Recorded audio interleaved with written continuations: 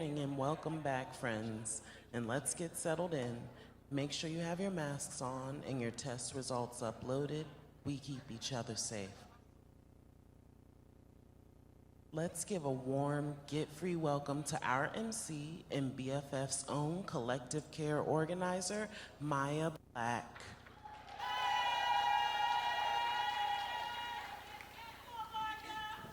Whoop, whoop, whoop, whoop. What's up? Good morning, everyone. How y'all doing? Okay, we here. It's Sunday. That means ease. That means releasing. That means relaxation. So please take care of yourself this morning.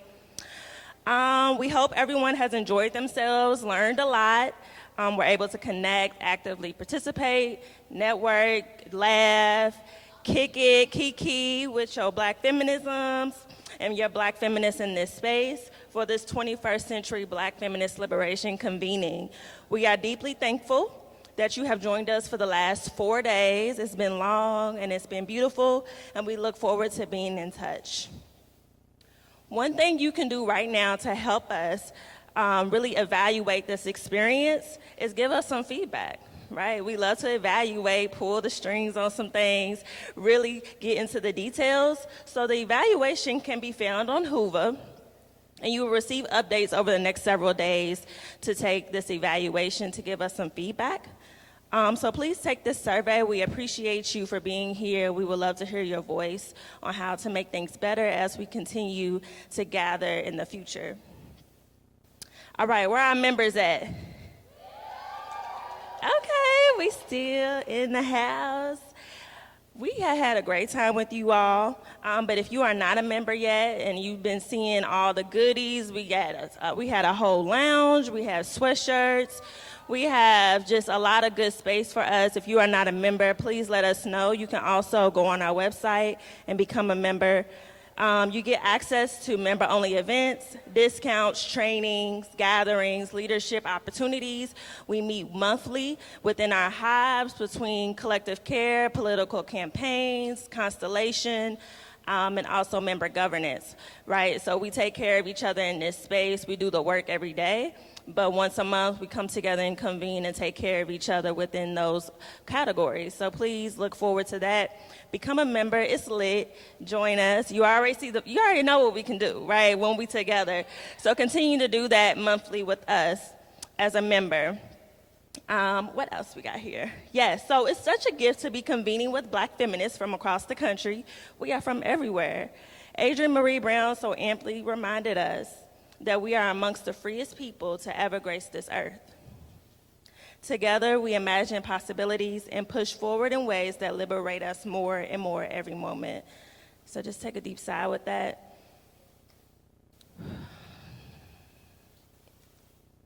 Amongst the freest people to ever grace this earth. So look around this room. Just look at your folks. This is our future. We're holding space for each other. And I look around this room, I see my team members. We can't do this without each other. So thank y'all. Thank y'all for all the work you have done. But we can't do this without you, right? We can't do this without you. And so popping up on the screen around us, there's going to be a way to make sure that this can be a long-lasting experience. If you can get $5 to $10, the littlest things count, right? We know that from what we do. So you can grab your phone. You can put your phone up against this QR code behind me, I believe, and give what you can. And we'll really appreciate that. All right, so before the plenary starts, I would like to invite our plenary speakers to take the stage.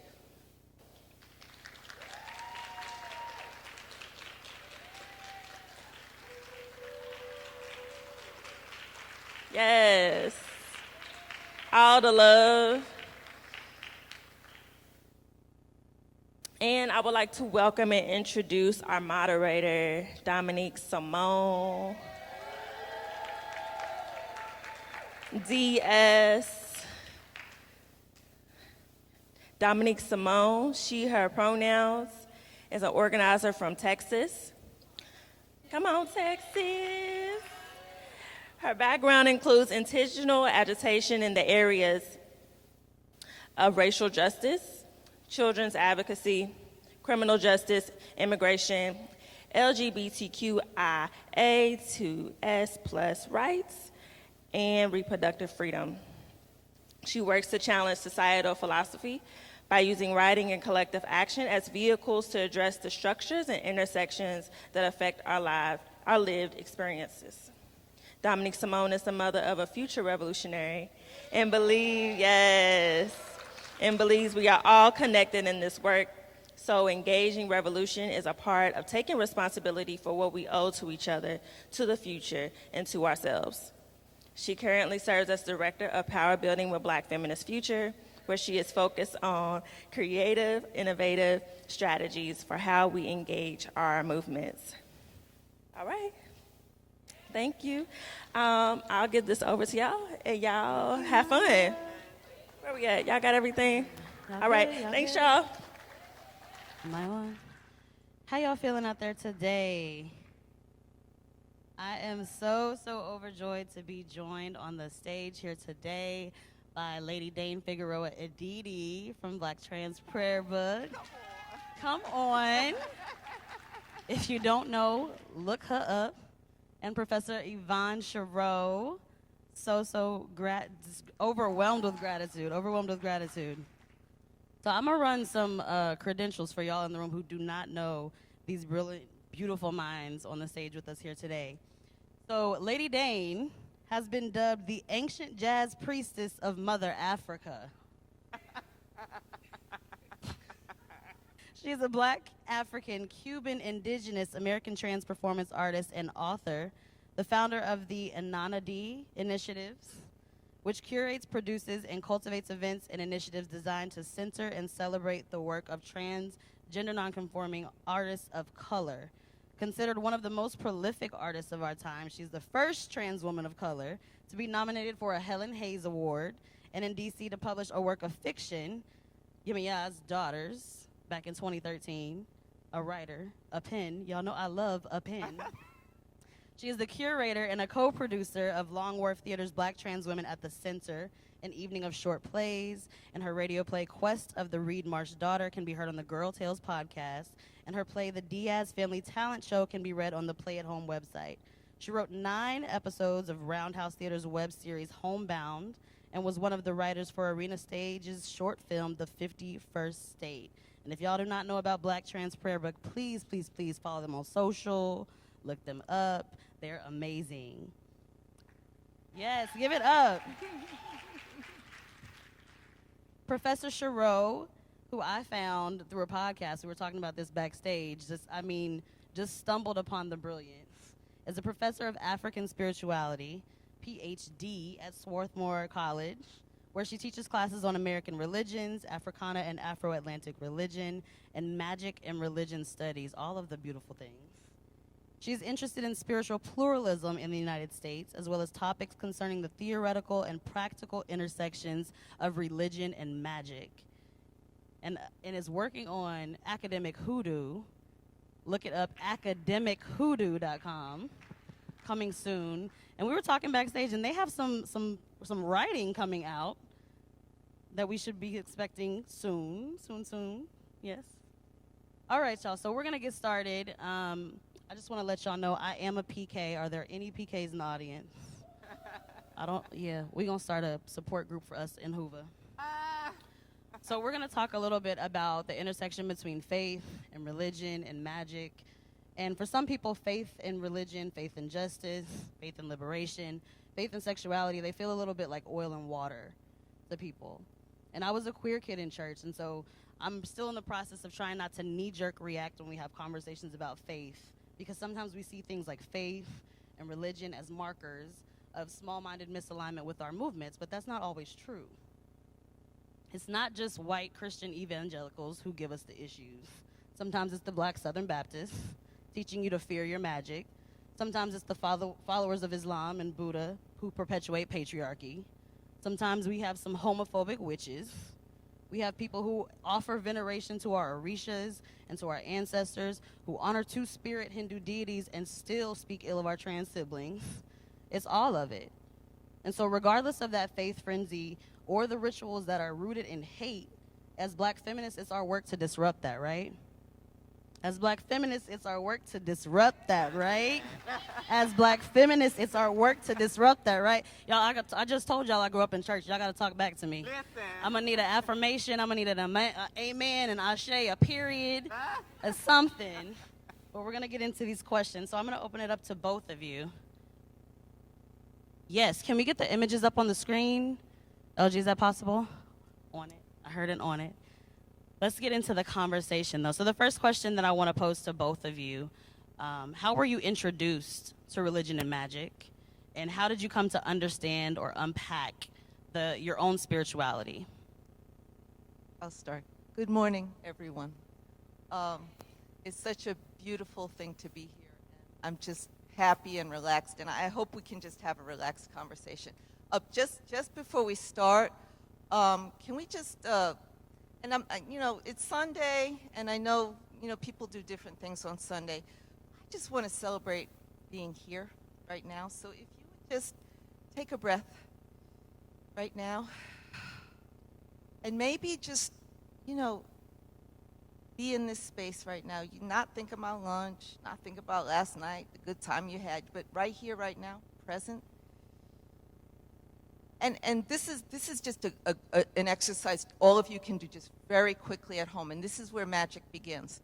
And one day, and I like to use that word magic, but one day they're going to call this science. So just sort of ground yourself, and there's techniques of grounding. If you don't know it, just it's like just from your spine or from your butt, or from your throne, just ground into the earth. Another breath, please. The earth is our mother. And feel our mother. And then after you ground into the earth, some of you are really sensitive spiritual people. We have these things called chakras and meridians, right, in our souls, in our feet. Just feel it right now with me. You can feel the earth saying hello. You can feel that energy coming up in your feet. And then this is the last thing, all right? Because I'm not going to have everyone do a prayer. Another breath, please. Focus on your heart. This is that space. This is the space where you are really you. Just focus on that heart space. There is no love that is greater than the love for yourself. I don't care what God you worship. I don't care what spirits you follow. But in that heart space, that's you. And from that heart space, just really quickly, can you just send up to the sky, to the heavens, a beam of light. That's your connection. Right. Another breath, please, and thank you so much for being here. And I just wanted to do that. I didn't want to but one of the things that happens when we gather, and those of you who are from the Black church know there's this thing, because Black folk love their Jesus, and there's a scripture that says, where two or more are gathered in my name, there I will be in the midst. And it's in reference not to Jesus so much, but to something that they call the Holy Spirit. I don't believe that the Christians have a claim on the Holy Spirit. In fact, I know that. I know that there is a spirit, and it is holy. So where there are two or more gathered, but look how many of us are gathered. And there is a spirit of Black feminism. There is a spirit of this collective. One day the scientists are going to say, well, that's not a spirit, that's a consciousness. I don't care about the words, but we know what we're feeling and what we're talking about. So I just want to celebrate that. I want to thank all of you, because you are bringing your energy to create that spirit. Okay, so now that I've hijacked the conversation, I just wanted to open This is what we brought you here to do. Okay, well, okay, all right. Just my heartfelt thanks, all right, to everyone for being here, adding your spirit to this place. Spirit is forever. When you go into that heart place, you guys, you feel that you are forever, right? This body, just a clothing. Okay, I have more to say. And we're going to get into it. Okay. I was like, wait, but talk about your history though, and magic. I And know. okay, all right. So I was, so I grew up in a multi-faith family. My father is a Nigerian Muslim, and my mother is a Black, Cuban, indigenous evangelist. And so I grew up in the Baptist church in Baltimore, y'all. Hey, Baltimore! Home. And for me, you know, like you have people, if you grew up in the church, so you know, right, there's like, sometimes you have certain people in the church where they're like, oh, they got the gift of prophecy, they got the gift of tongues, they got the gift of, they can sing, right? They usher in the spirit through their song. And I had a lot of gifts because I'm amazing. And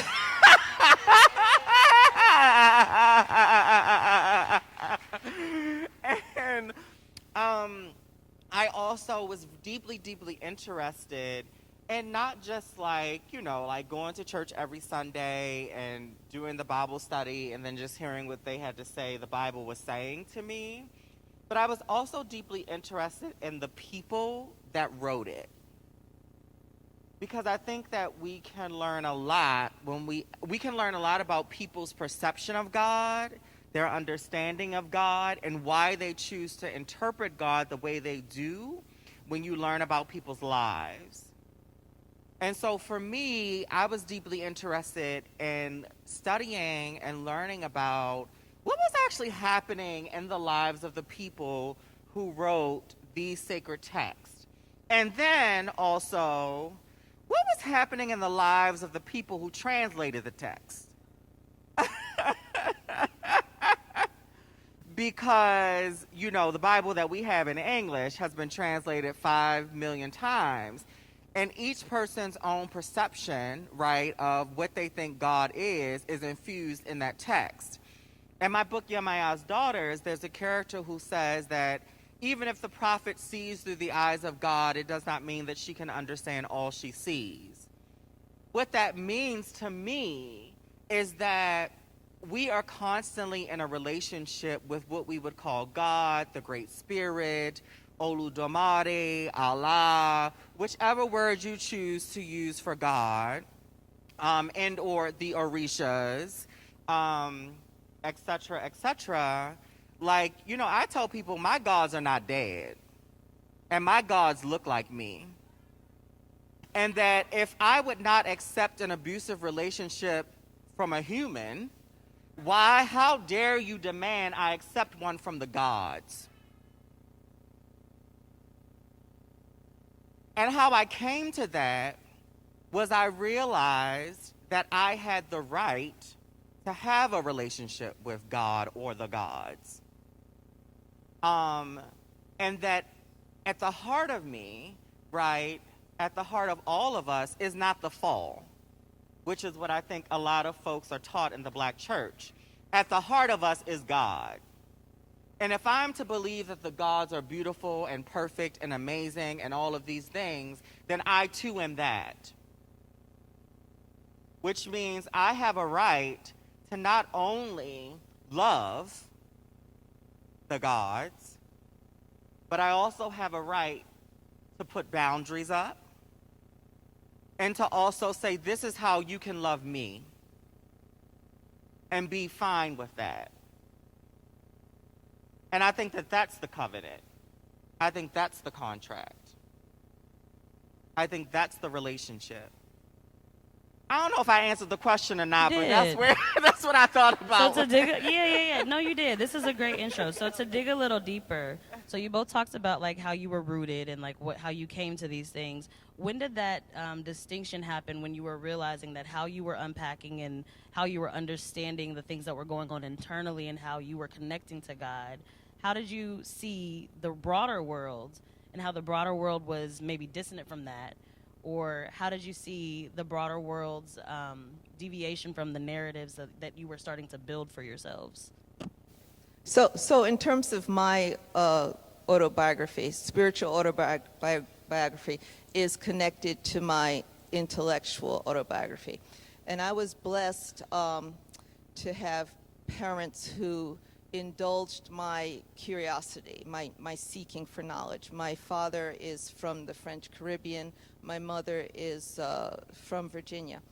And so when I was a kid, I was just, sort of like you. I'm like, I know I'm special, but I couldn't figure out, why I saw things, why I saw the lights, or the I called them fairies, or any of the experiences that I now know as a scholar are common, right? All right. So, what they call the supernatural, which is actually utterly natural. So as a child, we have these things, and then, it's either beaten out of us or we're told to forget. But as a child, I connected it to spirituality. And so where do we go? We go to the churches. So I was in Catholic school. I was in spiritualist school. I was in the Black church. I was in the Pentecostal church. When I got to college, I was an atheist for a while. I turned to Islam. So I say that this connects to my intellectual journey because I became a religion professor. Now, I'll tell you, I didn't know there was such things as religion professors, so it's not something that you plan. But I do believe that we have destiny, and I do believe that we have higher self. And so that's another reason why you don't have nothing to worry about, because your higher self, which is you, has the blueprint for your destiny. So, but it takes time to come to that. So just quickly, and you can see some of the images that I have up here. I became interested in our people's history with respect to this question of religion. And the more I studied it, the more fascinated I got as to how, first of all, the journey from Africa and how that was translated into Black American life and religion and experience.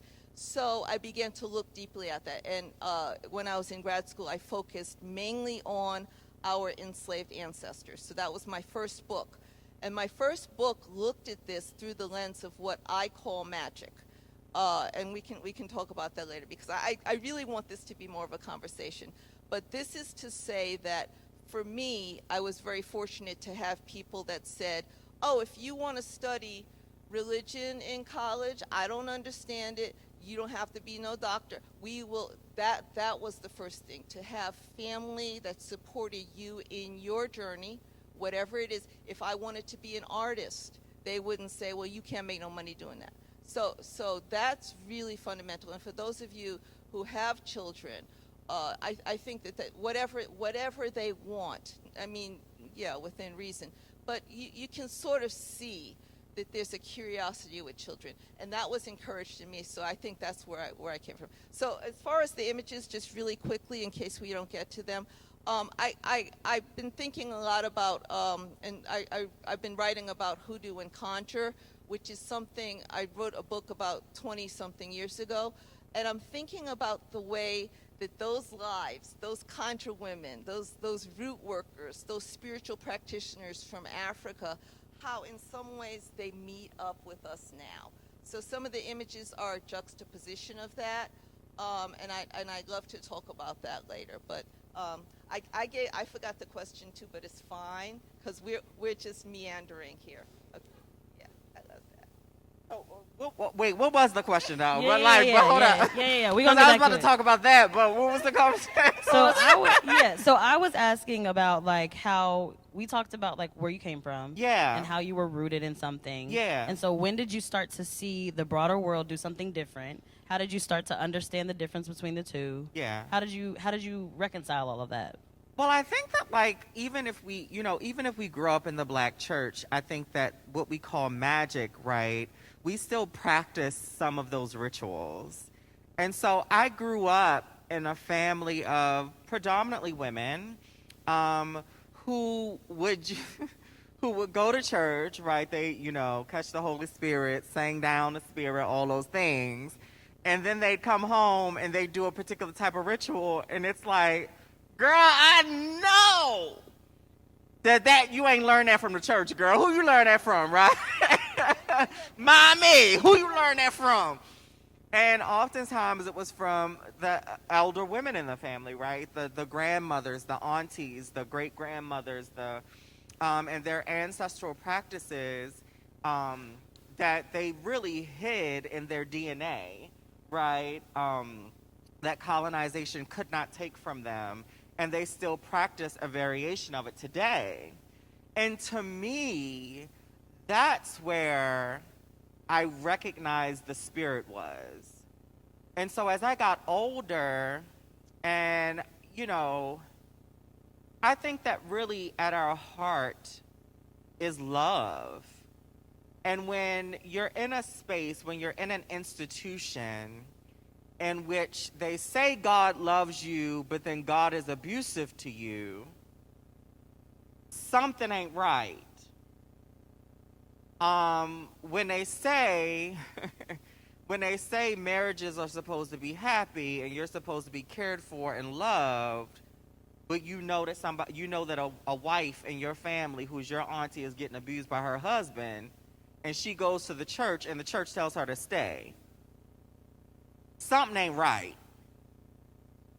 And so loving history, learning about history, my answer, but it really is my ancestor said, girl, we already created religions, organizations, institutions, and practices in which you are loved and affirmed. They've been waiting for you. And I had to go find them. But I had to be open enough to be willing to do that. So, obviously you see Elekes, right? Like, I'm a Lukumi priestess. That is an ancestral practice from both my mother's side and my father's side, Nigeria and Cuba. I practice pre-Abrahamic traditions. And, and some, hoodoo practices that have stayed in my family, which some folks would link back to both indigenous Africans and indigenous Americans. So that's kind of how I came to the place that I am in thinking about spirituality as a liberation practice. And that is deeply connected to what you were saying earlier about how are we thinking about ourselves as inheritors of a deep and powerful, magical, religious, and spiritual legacy versus cut off from those ancestral practices? How do we find ourselves in the past and also in the present and also in the future? Because we are multidimensional, And I love the way that you tie this to this project that we're engaged in. The women, black women and femmes are the keepers in all the religions. But it's not just about being in a religion. So I'll give you an example of what I call magic. So last night I was at the gala, which was beautiful, and some of us were all tired. We got on that bus, right? And this is the thing. Black women have been able to, whether they're in the church, they can pull down the joy like that. That's magic. You don't have to be in a church. But on that bus, someone was in the back. They started singing. Frankie Beverly. And then everyone joined. And before you know it, I didn't know you, and I don't know if everyone on that bus knew each other. Before you know it, that joy. And sometimes it passes us by so quickly because we're in the moment. Someone created that joy, and everyone's singing, and the bus is rolling down the road and getting to the hotel. That's magic. You invoked a spirit. You did it through song, which is our expertise as African people, to use song, word, and performance. All right? No one on the planet has that. I don't know why. All right? But taking that and bringing that spirit, you could call it energy, you could call it consciousness, what I like to call it spirit, down. That is a particular skill that belongs to black women, and it belongs to all of us. And it's not just in the churches or in the temple, all right? And imagine being able to do that. Imagine living like that, being able to manifest joy on behalf of a group or a community like that, even in the midst of adversity, all right, which some of these enslaved women were able to do. So to me, we keep getting off topic, but I wanted to respond to what you were saying and bring it back again to Black women and their power to do this, whether it's inside of a church or a religious space, a so-called religious space. You know what I'm talking about? That bus was a sacred space in that moment, right? So creating a sacred space through song, you are literally bringing that spirit. And that was just delightful for me. I was exhausted. I was like, oh boy, I'm happy. And then I went up and went to bed. So I'm really happy that you brought it back to Black women in particular. Yeah. One of the reasons I wanted to do this conversation is because in my experience, and I've only been here a couple decades, y'all, but in my experience in the churches, what I've seen is that Black women and Black trans folks, Black GNC folk, have really been the keepers of like pulling that thread back to the home.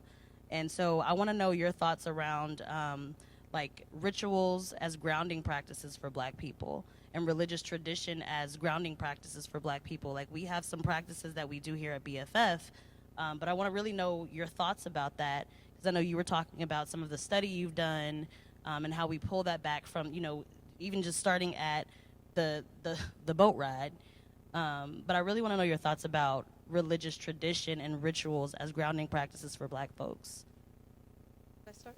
Okay, so for me, and I actually wrote something for today. I'm not going to get a chance to say it, but for me, the most important ritual, and I will say this for everyone here that's present, is to establish some sort of ancestral veneration.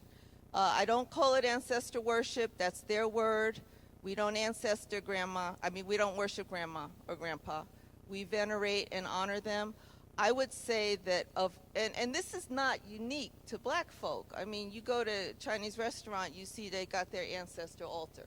You go to, the Mormons. That's the whole thing of what Mormons do. So I would just say that of all the rituals that I could think of, establishing, and it doesn't have to be fancy. It doesn't, I mean, I have students that don't even have altars because they can't in their dormitories, but establishing the connection in that relationship. And I just wanted to read something to you because I thought this would be more of a talk, but if I may. Go for it. I just wanted to say to all of you amazing Black feminists, if you're grown folks and you have some wisdom now, as an auntie or a mother or an other mother, take a moment to acknowledge the brilliance of the younger folk, all right? Ancestor reference establishes a love across generations, the living and the dead, and not that scary dead that they always try to put on us with this voodoo bullshit, right? The living and the dead. And elders, I just want you to reach out, the elders that are here, and I'm approaching elderhood. Reach out to those who will follow in your footsteps and teach them and guide them and allow them the privilege of sitting at your feet to absorb their wisdom.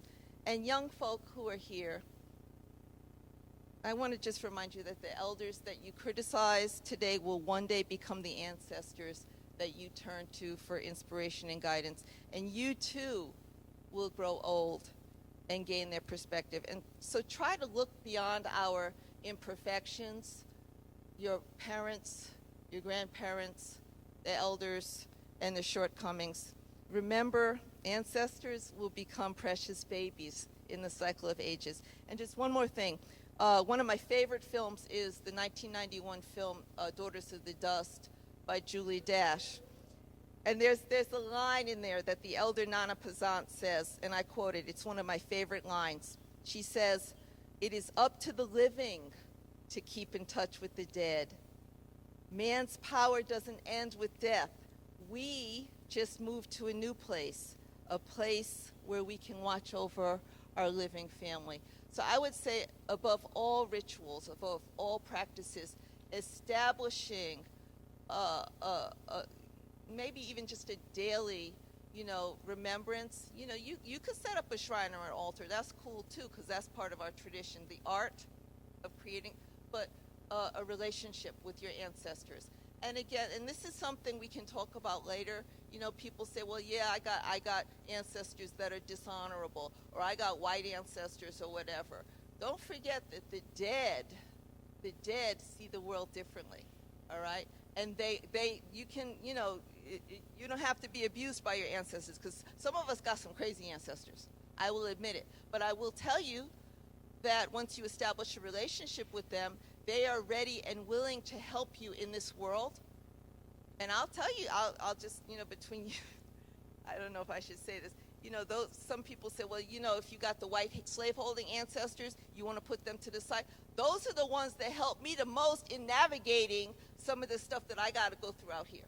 All right, with these other folk. All right, so all of your ancestors are part of you, and they have much to offer you. So I would say that out of all the practices that you can do, you can serve ancestors no matter what religion you are. I would say setting up some sort of relationship with the ancestors is the ritual, is the practice.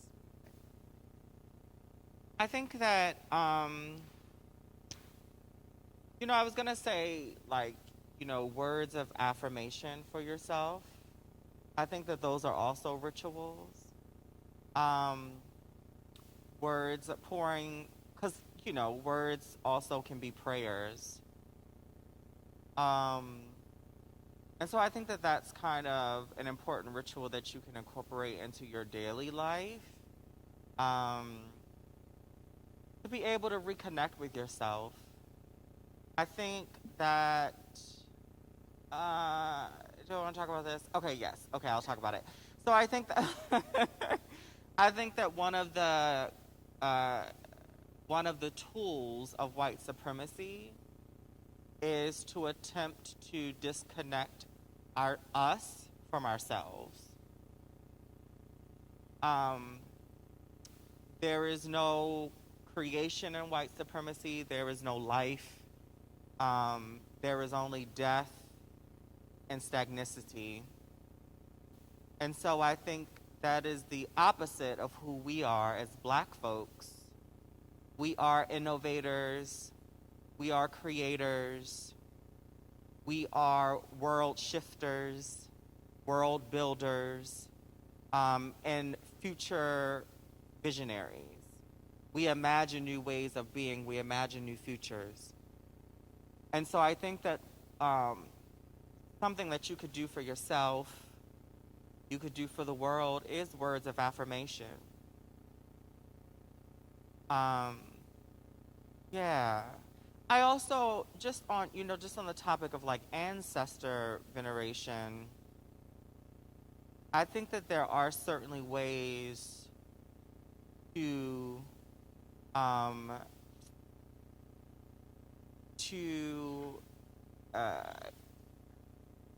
I was going to say heal some of those ancestors, but hold them accountable. But, you know, my godfather used to say to me that one of the greatest ways to actually honor and venerate the ancestors is to live well. And I just think, you know, thinking about the ways white supremacy tries to tell us that suffering is a thing we have to do, that, you know, oh, if you really want to change the world, then why are you spending that dollar on that thing to bring you some joy that day? Why are you not throwing ash over your body and you know, lamenting in the street? Like, you know, that's some white supremacy shit. And what I say is that our ancestors and our gods actually are emboldened by our joy. And they want us to be happy. And so learning how to heal what you gotta heal in order to nope, that's ableist, in order to operate in happiness, and not just you bringing happiness, right? Because they try to tell us that that's what your purpose. You here to serve other people and make them happy. That's what they try to tell us. But the reality is that you deserve to be happy too. And so what you got to do that, healthy, making healthy choices, making choices that do no harm to yourself too, then go on and be happy. Do some words of affirmation. See how that feel for a week. See how that feel. We're gonna try And that. also, don't forget about the ancestors. But go ahead. Okay, so we've talked a little bit about the joy and the celebration and how we use and engage our faith. But I want to talk a little bit about the part that I feel like most people that I've seen in movements like engage with, which is the negative shit, which is the hard shit. Like that's why a lot of people leave churches. So what are the ways that y'all have seen churches and bodies of faith in general? What are the ways that y'all have seen faith used as a tool against progress, against liberation? And after that, one or two things that you would want to see religious institutions or practitioners do to support Black feminist movements? That was a hefty one, I know. I know. We got to start to talk about it outside. Yeah, we did. As someone who's been in the academy, in the academic realm for years, this was a question that came up every time someone said, well, why do you study religions? And I said, well, I study Africana religions. Well, why you study Black churches? Or what, you know, and I don't really, but okay. You know, because Black people aren't just Black churches. Black spirituality isn't just Black churches. But one of the things that happened, and this is actually a little autobiographical, during the feminist movement in the 1970s and 80s, a number of Black women went into graduate school and into the academy to study the Black churches and to bring a strong critique to bear against things like something called Black theology. Black theology is sort of a liberationist theology that came up in the late 60s during the time of the Black liberation struggle, that said that the church itself represents a place, a site of Black liberation. But it was really masculinist. It was, and some powerful writing came out of it that literally identified Jesus Christ as a Black man, as the lynched man. So Black liberation theology has a fascinating place and a history, but it was profoundly masculinist. So as Black women went in to try to create theologies and to write theologies and ways of understanding the Black church and Black Christianity. Now, y'all, I love all religions, but I'm not a Christian, so I'm speaking as an academic from the outside. These Black women, who were mainly ministers or people who were raised in the Black churches, went in to try to rewrite the story and to recover the stories of Black women, they came up with a new agenda. And that agenda was deeply informed by the work of Alice Walker. Some of you may know her work called In Search of Our Mother's Gardens. And she coined a phrase that she came up in lieu of Black feminism. She called it womanism. Okay? And I urge you, if you don't know this essay, it's not long. It's called In Search of Our Mother's Gardens, where she lays out the difference between a Black feminist and a Black womanist. And feminism at the time was really very white, and it was very heterosexist, and it had a lot of problems. So she coined this word. The women who are critiquing the Black churches took this word to distinguish themselves from Black feminists, and they came up with something called womanism and womanist theology. So I would say it was there around the 1990s and so, turn of the century, where you get some of the real criticisms of the Black church, Protestant church mainly, not Catholicism isn't really there, the Protestant church, from academics from inside the academy. And then gradually, those women who were often ministers, who would become pastors of the churches, who would become, they carry on that tradition. So I'm not too familiar. I know what the church was like when I was in it when I was a youth, but I'm not too familiar with the snapshot of the way things are right now. But I would say that that womanist movement is the seeds of, at the very least, an ideological and intellectual critique of the black church, all right, coming from women. But other than that, there are different things going on. Does that help? It's a good starting place. It's a good start place, yes. Yeah. And we already talked about how we're going to continue later. Yeah. No, I was thinking about how, I was thinking about 1619, 1700s in the United States, and how initially, and how a lot of the, they say that we live in a country that separates religion and state, right? And that's just not true. That's not true. White colonists came to this country because they wanted to be able to practice their version of Christianity without, without impunity. However, along with their doctrine of discovery, they had all these religious writings that essentially attempted to put into a religious context the absolution of the violence that they perpetuated on indigenous Africans and indigenous Americans. And when they then, in the 1700s, begin to force their version of Christianity on enslaved black folks, it also came with the idea that they were doing this because they needed to teach folks who they saw as inferior to themselves the right way to be in relationship to God. And as someone who grew up in the black church primarily, some of the seeds of that from colonization I witnessed in the ways that Christianity was taught to not only younger folks in the church, but elder folks in the church, right?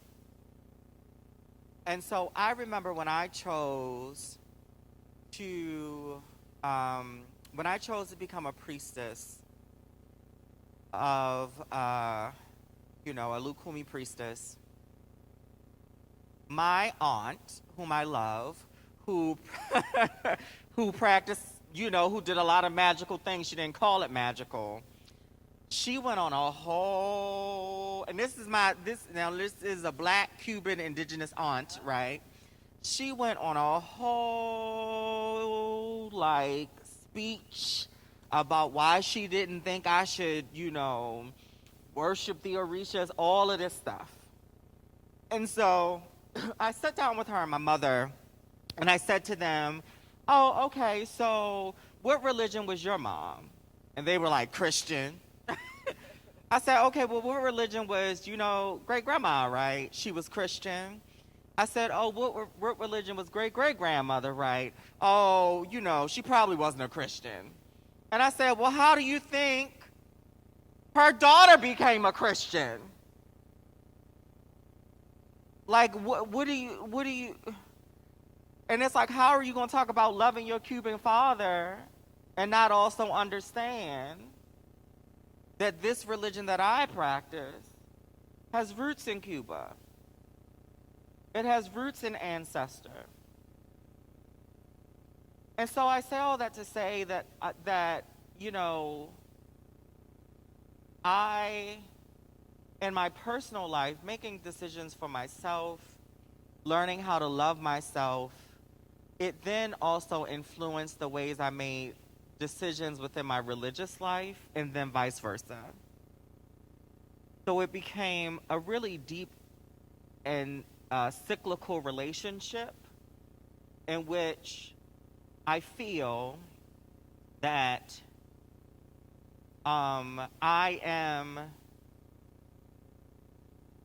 I am more myself because of my choice to not only love myself, but to have loving relationship with the divine.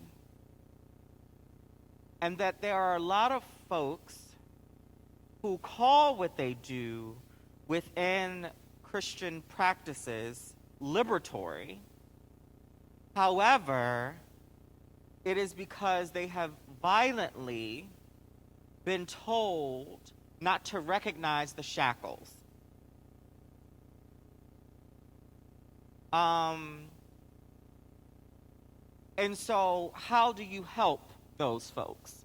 I think that within the church we are told you must force people to become a Christian. However, oftentimes in other religious practices, you are told to live right. And how you live and how you treat people and how you treat yourself will be the testimony. Sometimes you don't even got to say something. You just got to love yourself in ways that are deeply transformative, in ways that tell you that you deserve better for your life, in ways that tell you you deserve the right, you have the right to create healthy boundaries with folks, with the spiritual realm, that you have the right to thrive. And that the heart of who you are is not evil. It is not the fall from grace. It is God. And there is no abuse in love. One of the, thank you. One of the most profound questions that we confront as Black people is thinking about why. And my students ask, why did Black people, Black Americans, Africans actually, because we're going to talk about African spirituality, why did they choose Christianity? Why did they convert to Christianity? Why in the United States did they, flock to the Christian churches, which they didn't do until after emancipation, whereas in other parts of the world we have beautiful, in Cuba, we have beautiful African religions that survive. And it is a profound and fundamental question for Black people in America to figure out what is our spiritual relationship to Africans, to African religions, to African spirituality, to our ancestral traditions. Is it the paganism and the heathenism that the colonizer taught to the enslaved people? So because that is such, those two things, the relationship of African Americans to Africa, right, and slavery, those are religious questions for me, and that's where I start. How do you answer the question of why Black Americans chose Christianity above their indigenous religions, as we see in Brazil, in Haiti, in Cuba, and in Haiti? We see that African people somehow managed to reestablish that spiritual relationship to Africa through institutions, through religions, and so forth. So for me, it's a fundamental question, but it's also a very, very layered question. And to answer it, one has to, I'm sorry, you got to do some historical work. And that actually means going into those archives, all right? And why is that hard? And why do I always take a deep breath when I go into those archives? The archives for Black people in this country are archives of death. They are archives of suffering.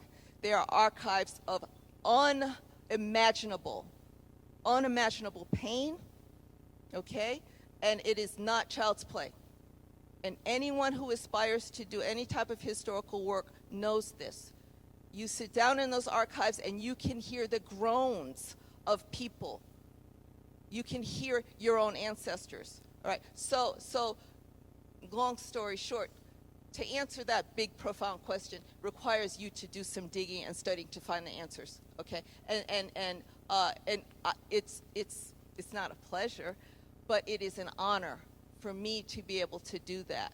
And that is also ancestral work, because you are recovering their stories and telling them into the present. And that's how people live forever, right? The Egyptians knew that. You live forever, you just keep telling the story. So I rambled again, but you said something when you talked about going back again to the great grand. I think it's not for everyone, but it is a great work. And that's why I say ancestor veneration, it's not just sitting there and lighting a candle, it's finding their stories so you could tell it. Black Americans really believe sometimes, oh, it stopped. The Middle Passage broke the chain. But you got ancestors on the other side who can guide you, right? You can, and now they got these tests where you could find out where you were from or whatever. I never did those, okay? So you better read the fine print, though, y'all, because they be trying to keep people DNA and blood types and things. Really? So all this to say is that this could be part of your spiritual practice of recovering the ancestors, right? And it's a beautiful work. Say what you Well, no, I was thinking about when you were talking about that, right? Like the question of why. I think a lot of times too that for some of those ancestors it was about safety. Like I think that's something that we don't often talk about, particularly like on the continent, right? Is that when we talk about, for example, Nzinga, right? And why would she convert to Christianity, or why would some of these African kings and queens choose Christianity, but secretly practice their indigenous practices, right? And part of that is that it was this idea of safety. How do you keep yourself safe, and then how do you keep your community safe? And what was told, it was a lie, right? It was a lie, but it's a lie that's still being used by missionaries today in a lot of different countries that are not primarily Christian, but are primarily black and brown, in which they say if you want to be safe, if you want to be able to be protected from the systems that harm other people, then you have to convert. That's what they used to say. It was a trick and it was a lie, right? People got to get baptized. And I think that when you do start to do that work, you start to also learn about just how insidious the converting of people has been and is. The continent is still feeling the effects of evangelicalism. So is South America today.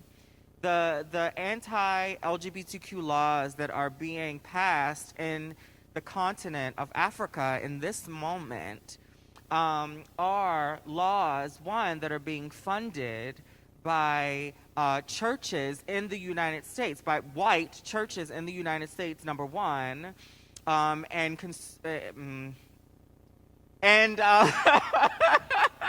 and also like things like transphobia, homophobia. These things are not natural to black people. And so those things were brought to the continent by white people. And so, but even those things, right, are a part of that multi-tiered plan, the trick, the lie, that says if you want to be safe, these are the rules you have to play by. But white supremacy does not love us. It doesn't even love white people, so why would you expect for it to love black people? It does not love us. And this is not a critique about people who choose Christianity, but this is me saying that if your relationship with God is perceived through the white supremacist lens, you have to figure out how to dismantle that shit.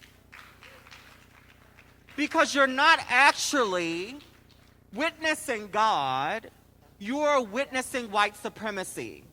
And that ain't never bring freedom to nobody. I just brought that up for me about, historically. That's good.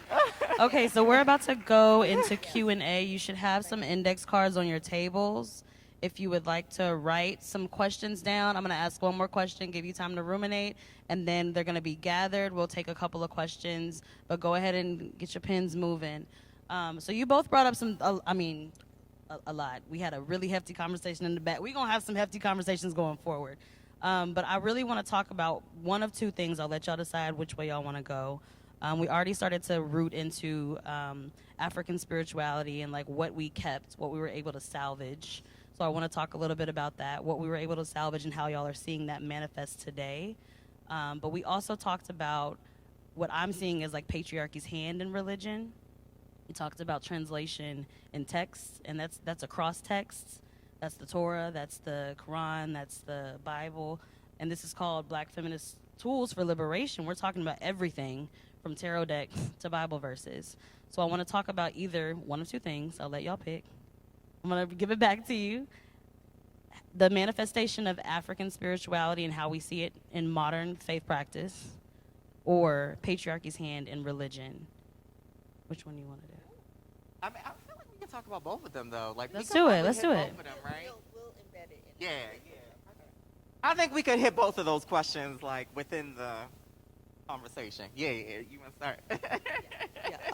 And I love talking about Africana, and the term is Africana. It's centering Africa instead of centering white Christianity. When we look at religion in the U.S. or anywhere, it's Africana religions, which is a new field. So I want to talk about African spirituality, and you used an interesting word. You said salvaging.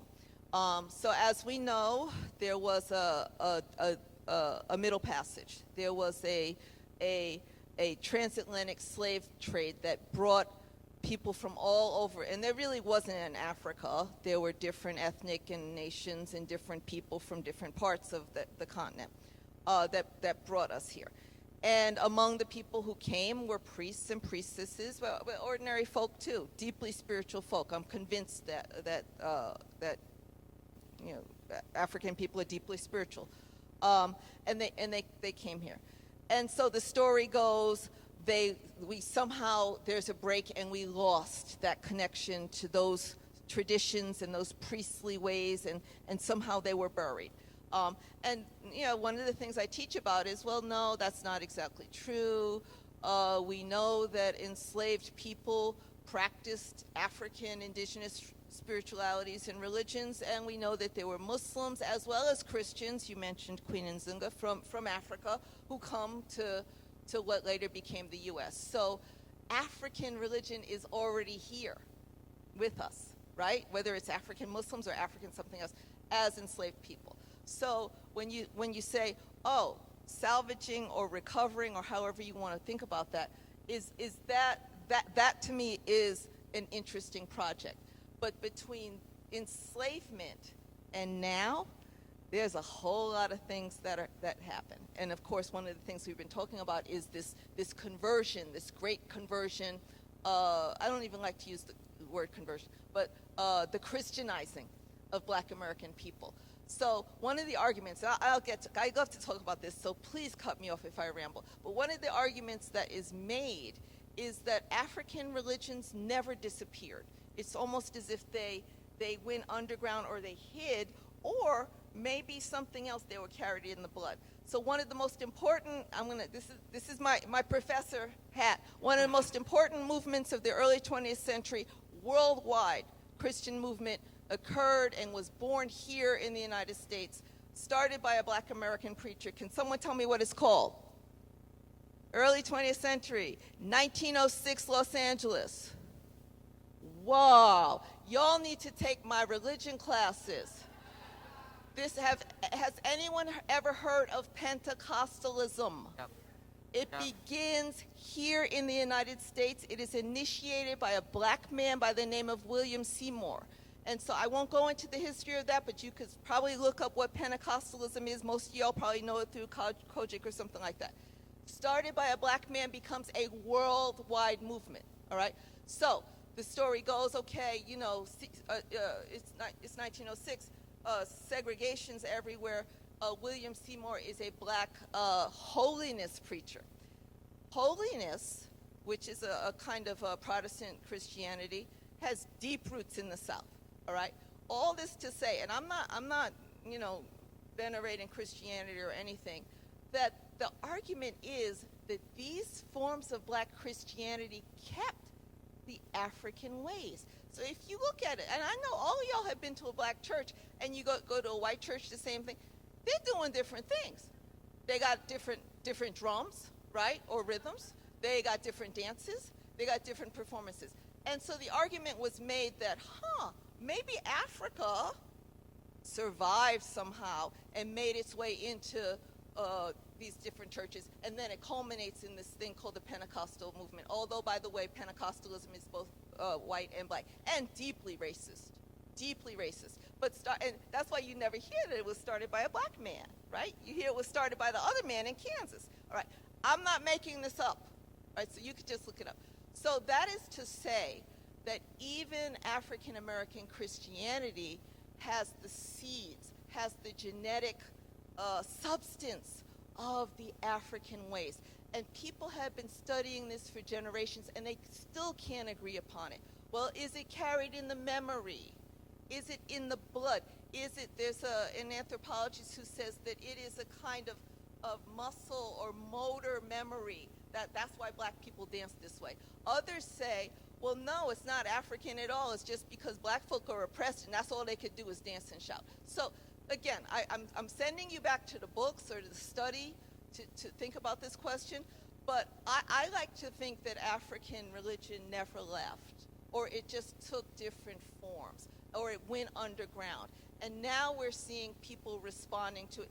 Now we're in a time where, and I actually call this the second diaspora, where in the middle of the 20th century, black folk are coming in from Africa. Immigration's different, right? Now immigration's changed a lot, but they're coming in from Africa, they're coming in from the Caribbean, and they're bringing those spiritualities with them. And that's why we have Santeria now in the United States. All right, so very different from the period of slavery. I believe that it can be argued, not from an emotional standpoint, but argued that African religions never left us, but they're sort of embedded. And now, we have this splendid, panorama of African religions and spirituality. So I think that African spirituality is, and let me just say this one more thing because I'm hogging it, it's not religion. I don't think it's religion at all. I like the word magic, but that's too deep for other people. It's that ride on the bus home. It's that sense of community. It's that sharing in it's that emotional connection. So I don't think it's religion. I think that African religion is reforming, or African spirituality is reforming in different ways. I talked too much. It was good. Okay, all right. Lady Dane. I agree with you. I think that I think that in order for us to survive, we had to keep our practices and our systems and our gods some kind of way. And I think that as I think about the history of what we would call African spiritualities, the Black Trans Prayer book, we often talk about an ancestor named Victoria, and she was what we would now call a black trans woman from Benin, and she, her name essentially in her native tongue, that folks would basically when they would refer to her, it would equate to something like healer or worker of health, or and her community, when colonizers tried to force her into male clothing, what we would call male clothing, right? Clothes doesn't have gender, but it doesn't actually have gender. When they would try to force her to dress how men would dress, I think that's a better way of framing it. Her community actually stood up for her and said, no, that is not who she is. She is this. Let her wear her women's clothing. And so what we would call, the attack on African spiritualities by colonizers.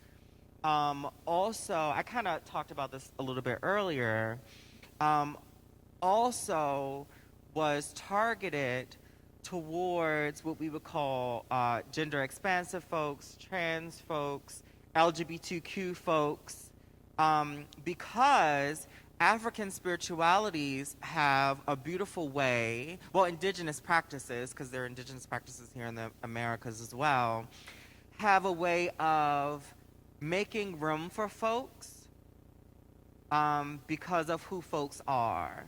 So instead of saying in those practices, LGBTQ people can't exist, it says, how does LGBTQ people fit into the communal spirit? If this person exists who is LGBTQ, what role do they serve in community? How did the gods make them?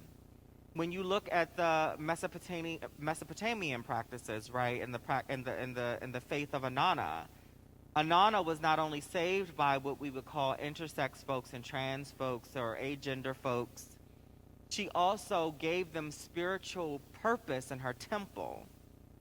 When we look at the Orishas, and we look at Orishas like who we would call Olokun, there are stories in which Olokun is considered to be intersex.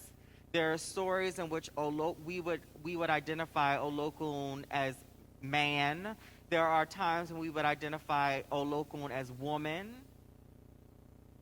And so in all of these practices, there is also room affirming of the great many ways that humans have shown up and manifested. So, you know, like we have a saying in the Black Trans Prayer book, trans people exist because our ancestors existed. And so I say all that to say, you know, in this conversation, that I think while those African practices outside of what we would call Vudan or Lukumi or Ifa or in which we would call, like, you know, Islam or Christianity, the Abrahamic traditions, there was a certain type of attempt to hold on to, but also hide some of those indigenous African practices for survival purposes. However, some people didn't get the memo. And they thought the mask, the hiding of it, was a truth versus a tool for survival. That make sense? Okay, we got 4 questions. We're going to see if we can make it through. Okay, so the first one, I'm gonna take this one because I'm feeling, whoever wrote this, I'm feeling you in the room. So I'm a recovering Christian looking for connection to source again. How can I start or find practices that resonate with me without disrespecting or appropriating available practices? And I'm gonna say to whoever homie wrote this, we talked about your mom and your grandmother, and you know, when you started to do new things and like being told like, what are you doing? That I went through that for sure. First time I smudged anything, first time I burned an herb, first time I built an altar, my mama, the first lady, was like, girl, what are you doing? And I was like, baby girl, you put blessed oil on my head every day before I went to school. What are you doing? But I want to ask both of y'all, how would you respond to this person? How would you respond to them? How can I start or find practices that resonate with me without disrespecting or appropriating available practices? I'm in the world of books. I'm always recommending books by Black women authors, you know, although there's plenty of good books out there. So I'm going to recommend a book. That's, you know, the good place for me to start. By Lilith Dorsey, Dorsey. And this book is a few years old. It's called Orishas, I'm going to mess up the title, but someone could Google this right now. Lilith Dorsey, Orishas something and Voodoo Queens, and I completely messed up but anyway, Lilith is a magic practitioner who, and I say magic, again, I can explain what that means, but she was interested in this question too. She was a recovering Christian.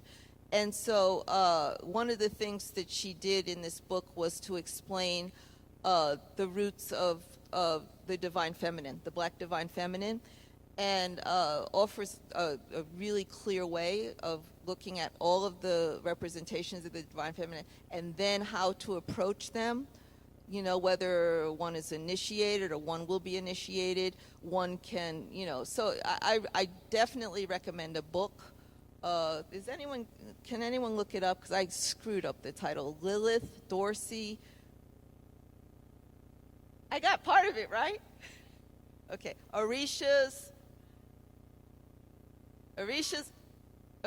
Goddesses and...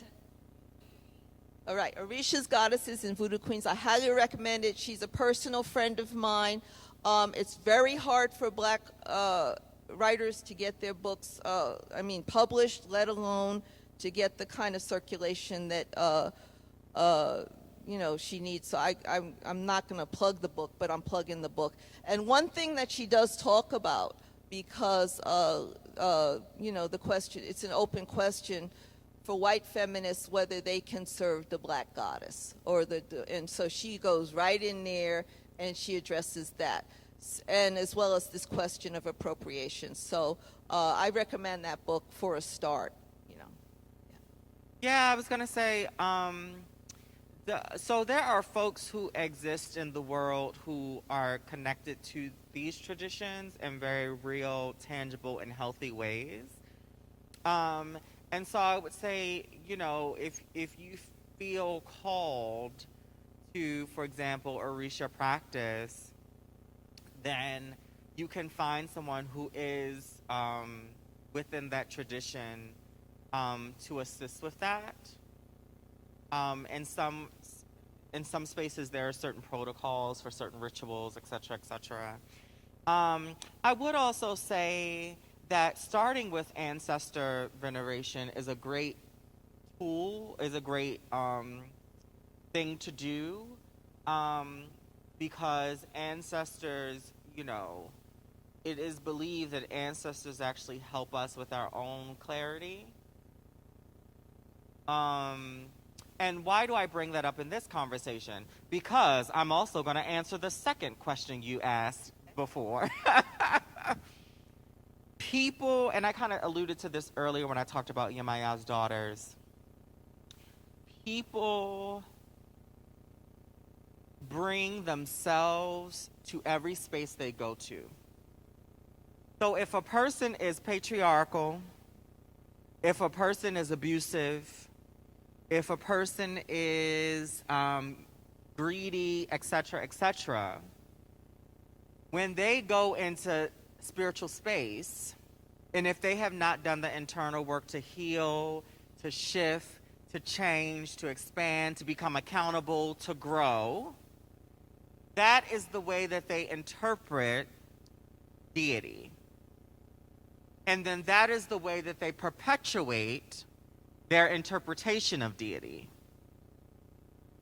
And so, strengthening your relationship with ancestor helps you be able to recognize that quickly.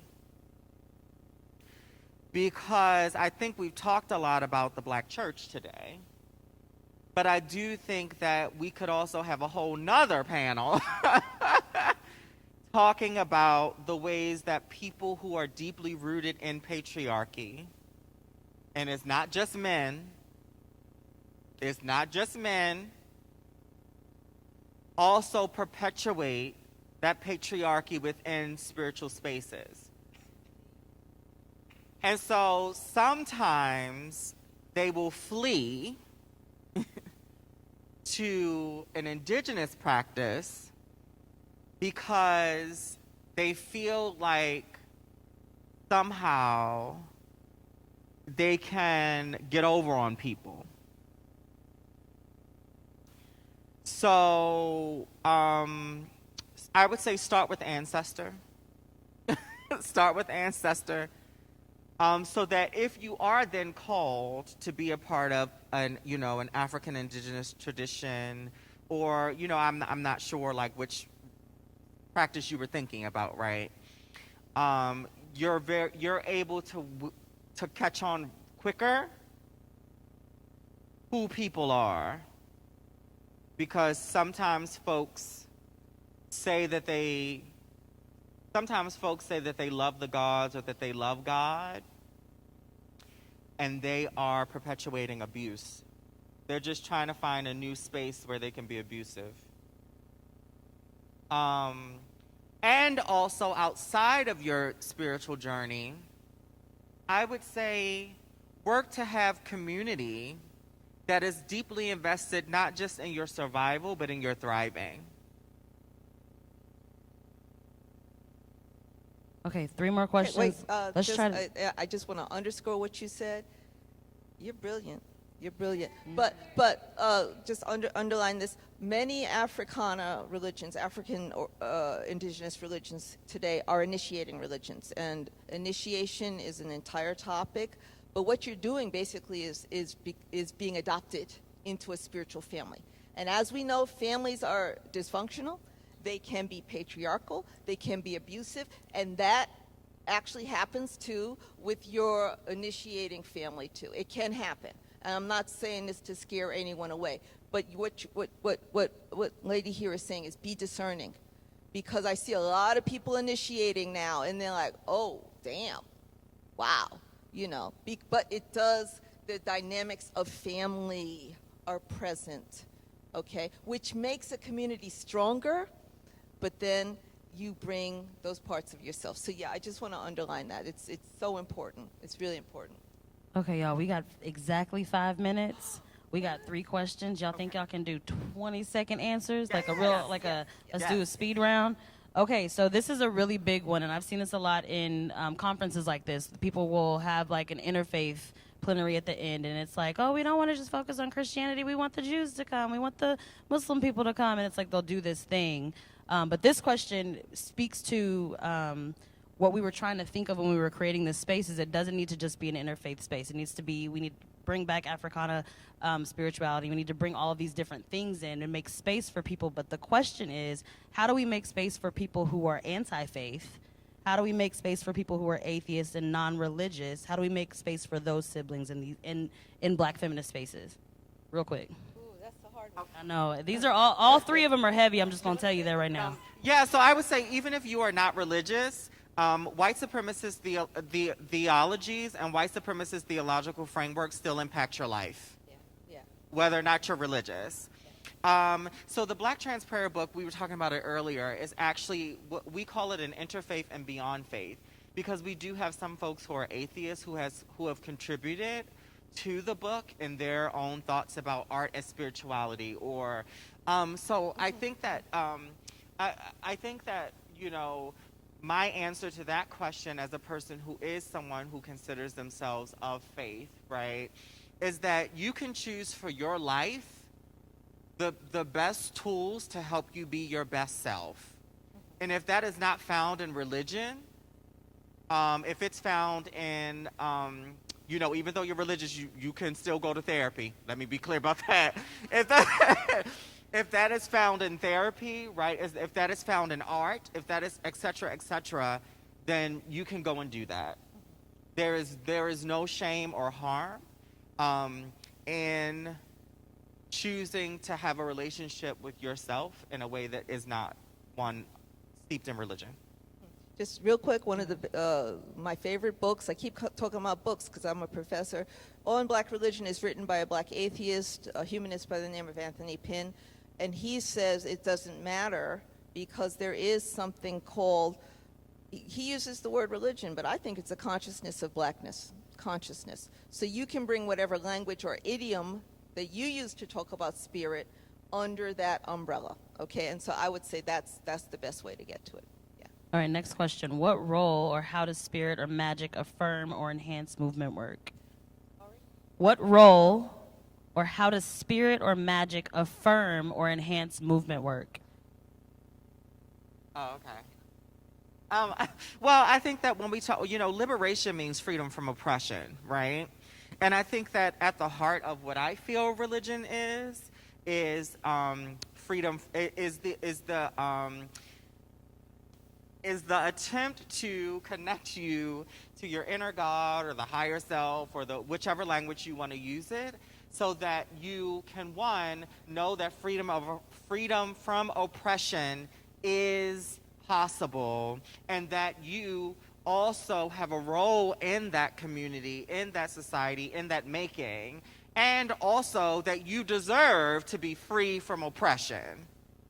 I think that at the heart of it, that is essentially what spirituality, religion, magic is inviting us to do, to enjoy life and to love ourselves and to love life and to love each other in transformative and liberatory ways. So that's my short answer, but we can have a longer answer later. We can talk later. This is a good question to end in Baltimore. Some of the images here are from the members of the Chesapeake Conjure Society. Oh, y'all are here? Yes, you know about it? Okay, I believe that, and this is a group that has recovered the traditions that are particular to this area. And I talked to Jujube, Sam, about this. And one of the things that they believe, yes, thank you, Sam.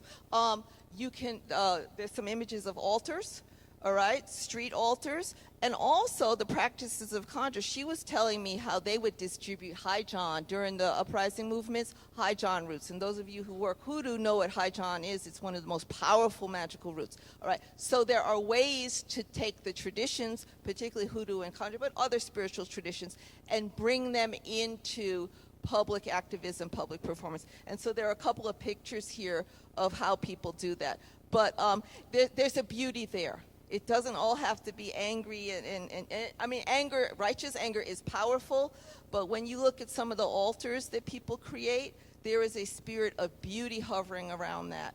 And that's the way of bringing this into the activism, remembering the dead, remembering those who came before, and we keep coming back to the ancestors again and again and again. So, all right. Okay, last question. I'm going to ask for one-word answers. We do this a lot at BFF sometimes when we short on time. One-word answer. So I'm going to also amend the question. I'm sorry for shortening it, but how would you describe the role of pleasure in Black feminist spiritual practice? I'm going to say necessary. Necessary. Essential. Essential. Uplifting. Uplifting. Love it. All right, y'all. Thank you so much, both of you. All right, so we're going to close out, and then we're going to turn it. I actually don't know who I'm turning it over to, but we are going to turn it over to Maya. So last things I want to leave y'all with is spiritual practice, much like other things, has to be given space to evolve and grow. What you were steeped in, what you came up in, doesn't have to represent who you are today, who you are tomorrow, or who you are next year. We are a deeply expansive people that sometimes do the limiting work of society against each other and ourselves. And as we unlearn and untangle our various roots and unearth understanding, ooh, y'all, I just felt the chill. I'm gonna go back, as we unlearn, as we untangle our various roots and unearth new understanding in ourselves, in the worlds within our Black feminist comrades that we've connected with over the weekend, and in the vast universe that holds us all, give yourself permission to explore. Give yourself encouragement to be audacious. Give yourself and each other the grace to transform. Black women, Black girls, and Black gender-expansive people are celebrated here. We will celebrate you everywhere. And you owe yourself your own selfish peak possibilities to get free. So thank you, Lady Dane. Thank you, Professor Chereau. And thank y'all.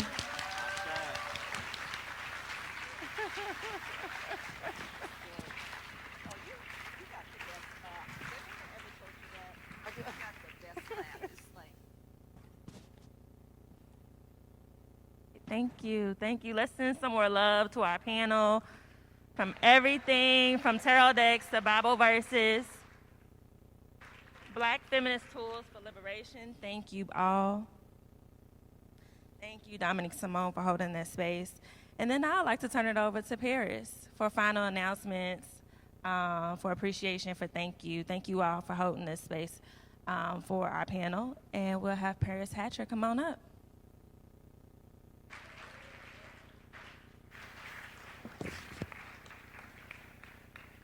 Thank you, Maya. Thank you, everyone.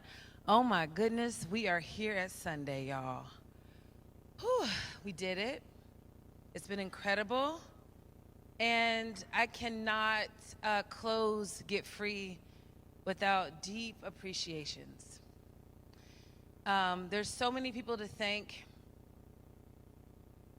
and I want to make sure that I lift them up. There were many, many hands that made Get Free possible. I'd like to, which is so important after our panel, to give thanks to our Black Feminist North Stars, our ancestors, who have given us so much, and that we continue to forward their work.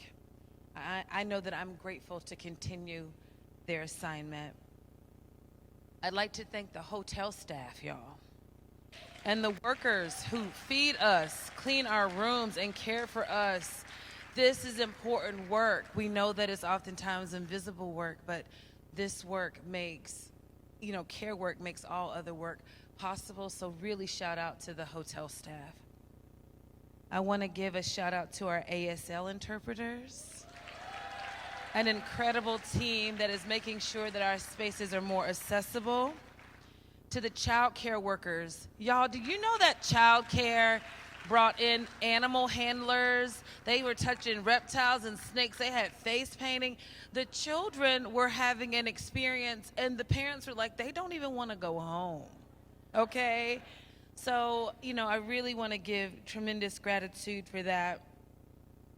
I want to also give thanks to our members and our members that we partner with. This organization is for you.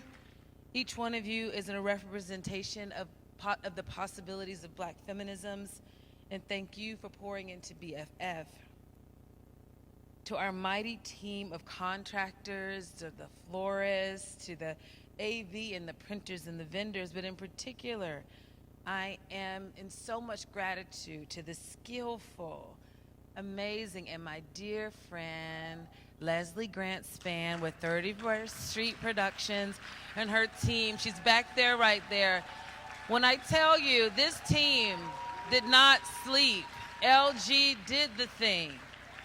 Absolutely. There are so many things that take into putting on a conference that LG has just really handled incredibly. Also, it was a dream team, and I want to give a shout out to Aja Campbell. I really hope she's in here. Aja, can you stand up if you're able? I don't know if you're here. Hi, Aja. Y'all all know Aja. You got emails and confirmations and this, and if you needed something, y'all, do you understand? Aja joined us to work on Get Free in January, and has done so. There's all I have is just gratitude and deep love. I know the sleepless nights and the on and on and on. So thank you for all that you've done to make Get Free happen. And of course, the Black Feminist Future team.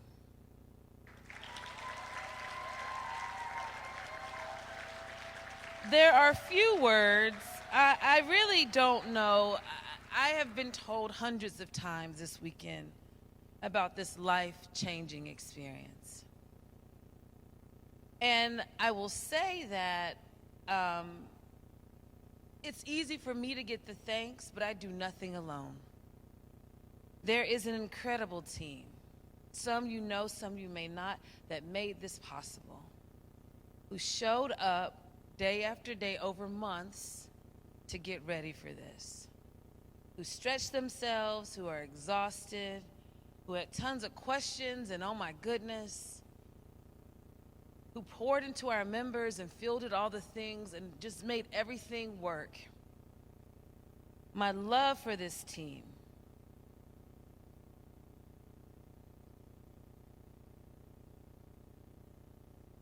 I love this team. So I want to name each one of these team members. And if they're in here, I want you to stand up so people can see what you have done. So then I think y'all are in alphabetical order on this list too. Kratina Baker. Batty, Kratina, there you go. Let's give it up for Epiphany Dawn. Red Velvet on the speakers.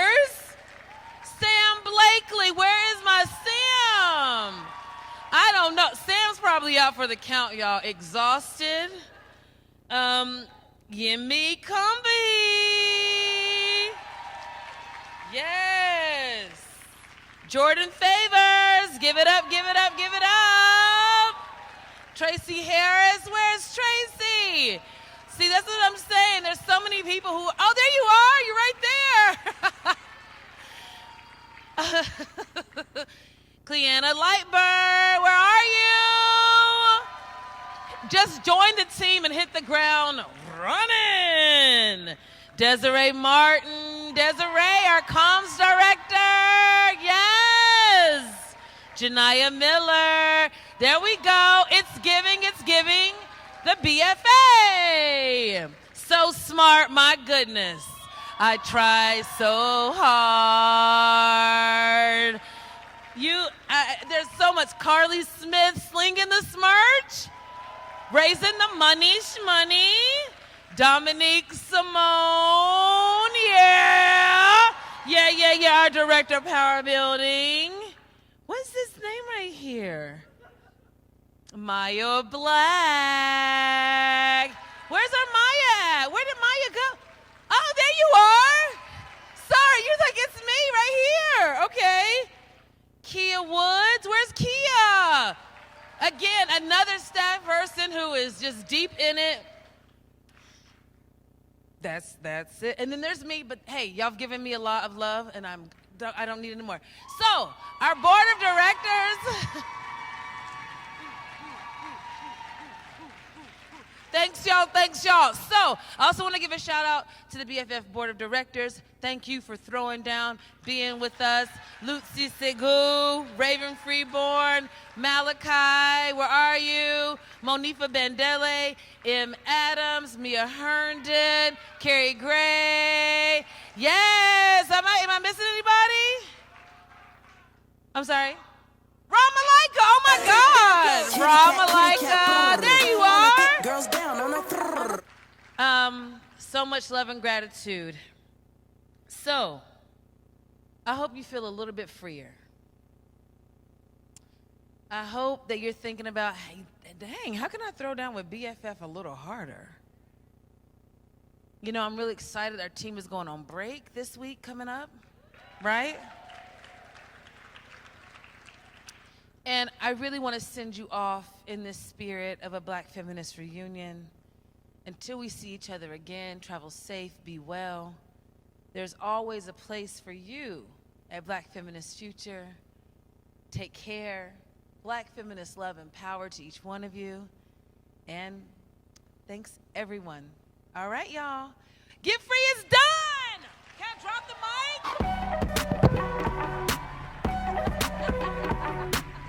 Oh, wait. I'm sorry. Oh, here comes Kia. Where were you when we were bigging you up? I didn't see you. Can we have the BFF staff come to the stage, please? Girl, run that shit back.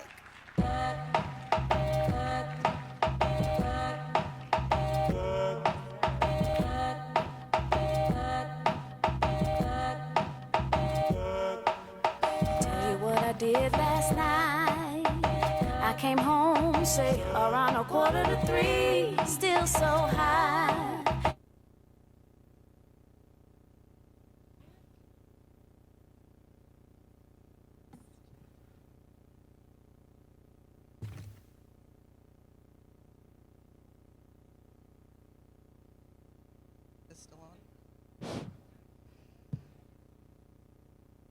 Hello, everyone. Thank you again for coming to the conference. Can we just take a moment to give honor to the visionary of this conference, Paris Hatcher?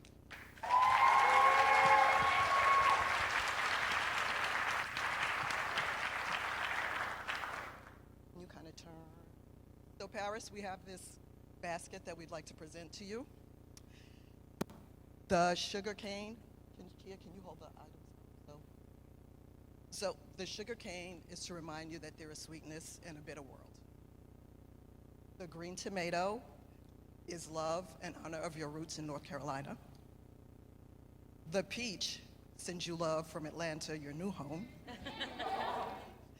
We have the Evian to remind you to stay hydrated for the journey ahead. We have the Succulent to remind you to stay committed to growth. We have the BB for BP bandana in homage of Harriet Tubman, one of your Holy Trinity feminists. And we have a power cord bracelet to remind you that there is strength in what you do. And lastly, we have this basket for the network weaving that you do so beautifully. We are honored to be in partnership with you, and we love you and are grateful for your vision and are thrilled to be a part to see it come to fruition this weekend. Thank you, team, so much.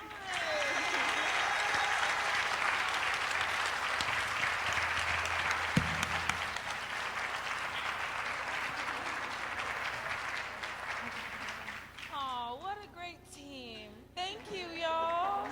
I'm kind of freaked. I'm like, I hate being in the center of attention. Did you get a picture of us? You did? Okay, we did it. So kind and thoughtful. Okay.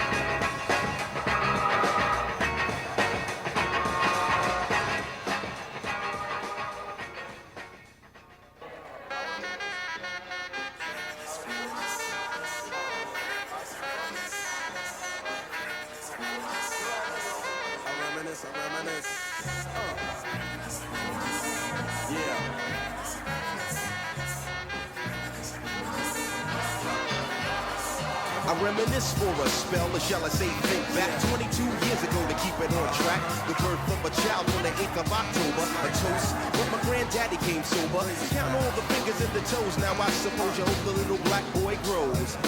18 years younger than my mama, but I really got beatings cause the girl loved drama. In single parenthood, there I stood. By the time she was 21, had another one. This one's a girl, let's name her Pam. Same father as the first, but you don't give a damn. Irresponsible, plain not thinking. Papa said chill, but the brother keep winking. Still he won't down you and tear out your hide. On your side while the baby make a slide. But mama got wise to the game. The youngest of 5 kids, hun, here it is. After 10 years without no spouse, mama's getting married in the house. Listen, positive over negative for the woman a master. Mother Queen's rise in the chapter. Deja vu, tell you what I'm gonna do when they reminisce over you, my God.